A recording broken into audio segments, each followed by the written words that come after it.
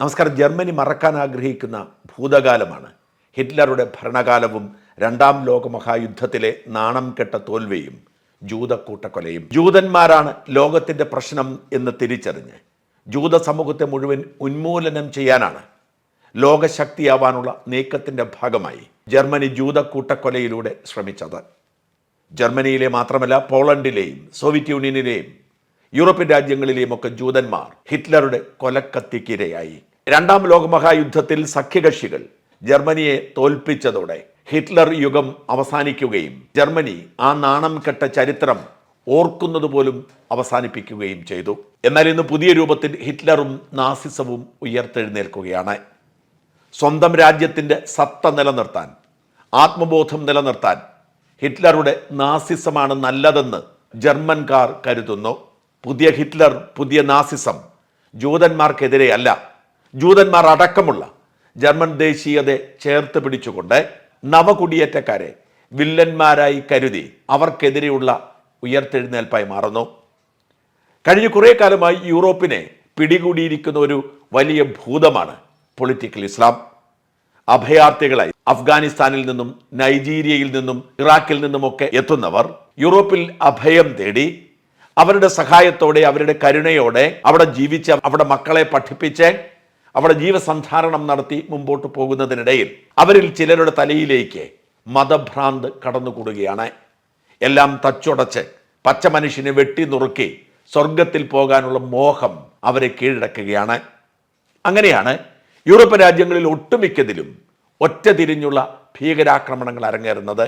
World trade centre തകർത്തതുപോലെ, ലണ്ടനിലെ double decker ബസ്സുകളിൽ bomb വെച്ചതുപോലെ, ഫ്രാൻസിലെ പത്ര ഓഫീസിന് നേരെ ആക്രമണം നടത്തിയതുപോലെ സംഘടിതമായ ഭീകരാക്രമണങ്ങൾ നടക്കുന്നില്ലെങ്കിലും അനേകം ഭീകരന്മാർ ആൾക്കൂട്ടത്തിന് നടുവിലേക്ക് വണ്ടി ഓടിച്ചും കത്തിയെടുത്ത് തൊട്ടടുത്ത് കാണുന്നവരെ കുത്തിമലർത്തിയുമൊക്കെ സ്വർഗത്തിലേക്ക് ടിക്കറ്റ് ഉറപ്പിക്കുകയാണ് ഇപ്പോൾ സംഭവിക്കുന്നത്. ഇത് ആവർത്തിച്ചതോടെ ജർമ്മൻകാർ ഭീതിയിലാണ്, ആശങ്കയിലാണ്. ഇന്നലെ അതിദാരുണമായ ഒരു സംഭവം നടന്നു. ഇതുവരെ ആരുടെയും മരണം റിപ്പോർട്ട് ചെയ്തിട്ടില്ല. എന്നാൽ ഒരു കൊച്ചുകുട്ടിയുടെ സ്ഥിതി അതീവ ഗുരുതരമാണ്. ആ കുട്ടിയടക്കം 28 പേർ പരിക്കേറ്റു. ജർമ്മൻ തൊഴിലാളികൾ ഇന്നലെ ശമ്പള വർധനവ് ആവശ്യപ്പെട്ട്, കൂടിയ ബോണസ് ആവശ്യപ്പെട്ട്, കൂടുതൽ അവധി ദിനങ്ങൾ ആവശ്യപ്പെട്ട് സമരം നടത്തുകയായിരുന്നു. ആ സമരത്തിൻ്റെ ഭാഗമായി മ്യൂണിക് നഗരത്തിൽ ഒരു പ്രതിഷേധ റാലി നടത്തി. ഏതാണ്ട് 1000-ഓളം പേർ ആ പ്രതിഷേധ റാലിയിൽ പങ്കെടുത്തിരുന്നു. റാലിയെ അനുധാവനം ചെയ്ത ഒരു പോലീസ് വാഹനമുണ്ടായിരുന്നു.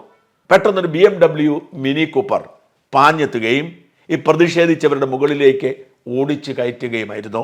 28 പേർക്ക് പരിക്കേറ്റ ഒരു കുട്ടിയുടെ നില അതീവ ഗുരുതരമാണ്. പോലീസ് വാഹനത്തിന് നേരെ വെടിയുതിർത്തു. ഭീകരാക്രമണം നടത്തിയ 24-കാരനായ അഫ്ഗാൻ യുവാവിനെ കസ്റ്റഡിയിലെടുത്തു.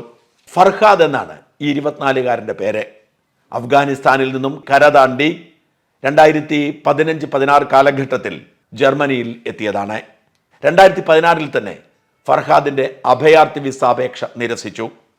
അതായത് ജർമ്മനിയിൽ നിയമപരമായി അഭയാർത്ഥിയായി കഴിയാനുള്ള അവകാശമില്ല എന്ന് തിരിച്ചറിഞ്ഞുകൊണ്ട് അത് നിഷേധിച്ചു. എന്നാൽ ജർമ്മനിയിലെ ലിബറൽ ലെഫ്റ്റ് പൊളിറ്റിക്കൽ സംവിധാനത്തിൻ്റെ ഭാഗമായി അഭയാർത്ഥി വിസ നിഷേധിച്ചാലും ഒരു ടോളറൻസ് വിസ കൊടുക്കും. തൽക്കാലം ഇവരെ പുറത്താക്കാൻ കഴിയില്ല. ഇവരുടെ വിസ നിഷേധിച്ചുകൊണ്ടുള്ള ഉത്തരവ് സസ്പെൻഡ് ചെയ്യുന്ന സംവിധാനമാണ്. അവർക്ക് അവിടെ കഴിയാം. അങ്ങനെ കഴിഞ്ഞിരുന്നയാളാണ് ഫർഹാദ്.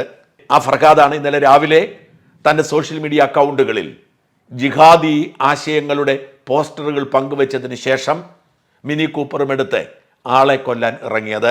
ഒരു കൂട്ടക്കൊല തന്നെയായിരുന്നു ഫർഹാദിൻ്റെ ലക്ഷ്യം. പക്ഷേ ആരും മരിച്ചില്ല എങ്കിൽ പോലും അത് ജർമ്മനിയിൽ ഉണ്ടാക്കിയിരിക്കുന്നത് വലിയ ഭീതിയാണ്. ആർക്കും തെരുവിലിറങ്ങി നടക്കാൻ കഴിയാത്ത ഒരു അന്തരീക്ഷം അവിടെ സൃഷ്ടിക്കപ്പെട്ടിരിക്കുന്നു. പ്രത്യേകിച്ച് ഫെബ്രുവരി മാസം 24-ാം തീയതി, അതായത് ഒരാഴ്ച കൂടി കഴിയുമ്പോൾ ജർമ്മനിയുടെ പൊതു തെരഞ്ഞെടുപ്പ് നടക്കുകയാണ്. ഈ തെരഞ്ഞെടുപ്പിൽ ജർമ്മനിയെ ഞെട്ടിച്ചുകൊണ്ട് AfD, alternative four Germany party എന്ന വലതുവംശീയ രാഷ്ട്രീയ പാർട്ടി വലിയ മുന്നേറ്റം നടത്തുന്നെന്ന് റിപ്പോർട്ടുണ്ട്. ഒന്നാമതെത്തിയിട്ടില്ല, രണ്ടാമത് അവരെത്തും എന്നാണ് റിപ്പോർട്ടുകൾ. ഒന്നാമതെത്തുന്നത് ക്രിസ്ത്യൻ ഡെമോക്രാറ്റിക് പാർട്ടിയാണെന്നാണ് അവസാന നിമിഷം വരെയുള്ള സർവേ റിപ്പോർട്ടുകൾ. AfD അനുനിമിഷം ശക്തിയാർജിച്ചു വരുന്നു. എലൻ മസ്കിനെ പോലുള്ളവരുടെ പരസ്യ പിന്തുണയുണ്ട്. ജർമ്മൻ ജനങ്ങൾ ഈ നിയോ നാസി പ്രസ്ഥാനം തന്നെയാണ് ജർമ്മനിയുടെ പ്രശ്നപരിഹാരം എന്ന് കരുതുന്നു. അനധികൃത കുടിയേറ്റക്കാരെ അനാവശ്യമായി കൈനീട്ടി സ്വീകരിക്കുന്നത് തന്നെയാണ് ജർമ്മൻകാരെ ചൊടിപ്പിക്കുന്നത്. അതുകൊണ്ടാണ് ഈ കുടിയേറ്റ വിരുദ്ധ പാർട്ടിയായ AfDക്ക് ഇത്രയധികം പ്രാധാന്യമുണ്ടായത്. ഈ AfD വളരുന്നതിന് കഴിഞ്ഞ 2 മാസത്തിനിടയിൽ 2 സംഭവങ്ങൾ കാരണമായി. ബെർലിൻ നഗരത്തിൽ ഏതാണ്ട് 200 മൈൽ മാറി ഒരു ചെറിയ ടൗണിൽ സൗദിയിൽ നിന്നും അഭയം തേടിയെത്തിയ ഒരു ഡോക്ടർ ക്രിസ്മസ് മാർക്കറ്റിലേക്ക് വാഹനം ഓടിച്ച് കയറ്റി 6 പേരുടെ മരണത്തിന് കാരണമായിരുന്നു. ഓർക്കണം, 2 മാസം തികഞ്ഞിട്ടില്ല. അദ്ദേഹം ഇസ്ലാം വിരുദ്ധനായതുകൊണ്ടാണ് അത് ചെയ്തത് എന്ന വിചിത്രവാദമുണ്ടെങ്കിലും കൊന്നൊടുക്കിയത് നിരപരാധികളായ മനുഷ്യരെയാണ്. അന്ന് ഏതാണ്ട് 299 പേർക്ക് പരിക്കേറ്റിരുന്നു.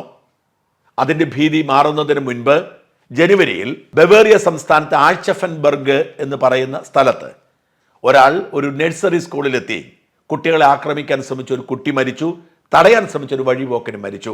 അയാളും അഫ്ഗാൻ പൗരനായിരുന്നു. ഈ 2 മാസത്തിനിടയിലാണ് ജർമ്മനിയിൽ 3 ഭീകരാക്രമണങ്ങൾ ഉണ്ടായിരിക്കുന്നത്.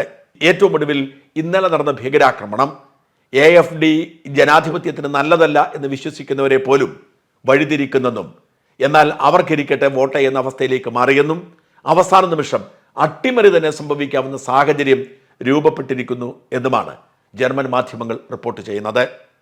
പാശ്ചാത്യ രാജ്യങ്ങൾ അവരുടെ പൊളിറ്റിക്കൽ കറക്റ്റ്നെസ്സിൻ്റെ പേരിൽ വിദേശത്തു നിന്ന് വരുന്നവരെ മനുഷ്യാവകാശങ്ങളുടെ പേരിൽ ചേർത്ത് നിർത്തുന്ന അവരുടെ നയത്തിൻ്റെ പേരിൽ ദുരിതം അനുഭവിച്ചുകൊണ്ടിരിക്കുകയാണ്.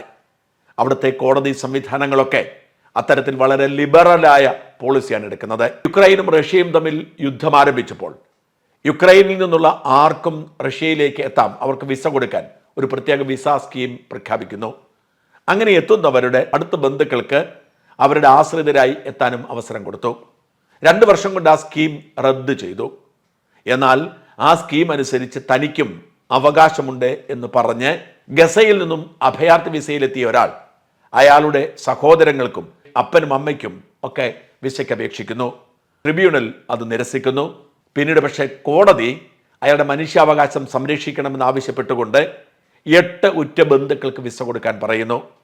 ഇത് ബ്രിട്ടനെ ഭയപ്പെടുത്തുകയാണ്. ഇത് നടപ്പിലാക്കിയാൽ അഭയാർത്ഥി വിസയിലെത്തിയ സകലരും അവരുടെ ബന്ധുക്കളെ അങ്ങോട്ട് കൊണ്ടുവരുന്ന സാഹചര്യം ഉണ്ടാവും.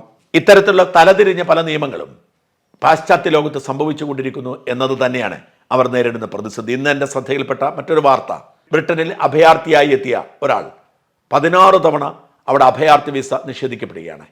അവിടെ അപേക്ഷ കൊടുത്തപ്പോഴെല്ലാം നിഷേധിക്കപ്പെട്ടു. ഒടുവിൽ അയാൾ ഒരു ഭീകര സംഘടനയിൽ ചേർന്നു. അവിടെ ബ്രിട്ടനിൽ ഭീകര സംഘടനയല്ല, അതേസമയം നൈജീരിയയിൽ ഭീകര സംഘടനയാണ്. എന്നിട്ട് അയാൾ പറഞ്ഞു ഞാൻ ഭീകര സംഘടനയോട് വിട്ടു. ഈ ബ്രിട്ടനിലുള്ളപ്പോഴാണ് ഭീകര സംഘടനയിൽ ചേർന്നത്. എന്നിട്ട് അയാൾ അപേക്ഷ കൊടുത്തു. 17ാമത്തെ തവണ ഞാൻ ഈ ഇടക്കാലത്ത് ഭീകര സംഘടനയിൽ ചേർന്നിരുന്നു, പക്ഷെ ഇപ്പോൾ എനിക്ക് അവർക്ക് ഇഷ്ടമില്ല, ഇനി ഞാൻ അവിടെ ചെന്നാൽ ആ സംഘടനയെ വിട്ടുപോയതുകൊണ്ട് എന്നെ കൊല്ലുമെന്ന് പറഞ്ഞു. ബ്രിട്ടീഷ് കോടതി അയാൾക്ക് വിസ കൊടുക്കാൻ ഉത്തരവിട്ടു. ഇത്തരം വിചിത്രമായ നിയമങ്ങളും നടപടിക്രമങ്ങളുമാണ് പാശ്ചാത്യ ലോകത്തെ കുഴപ്പത്തിലാക്കുന്നത്. അതിനെതിരെയുള്ള ഒരു ഉയർത്തെഴുന്നേൽപ്പാണ് വാസ്തവത്തിൽ ജർമ്മനിയിലെ AfD പോലുള്ള പാർട്ടികളിലൂടെ, അല്ലെങ്കിൽ ബ്രിട്ടനിലെ റിഫോം UK പോലുള്ള പാർട്ടികളിലൂടെ, അതുമല്ലെങ്കിൽ അമേരിക്കയിലെ ട്രംപിലൂടെ ഇപ്പോൾ ലോകത്ത് സംഭവിച്ചുകൊണ്ടിരിക്കുന്നത്.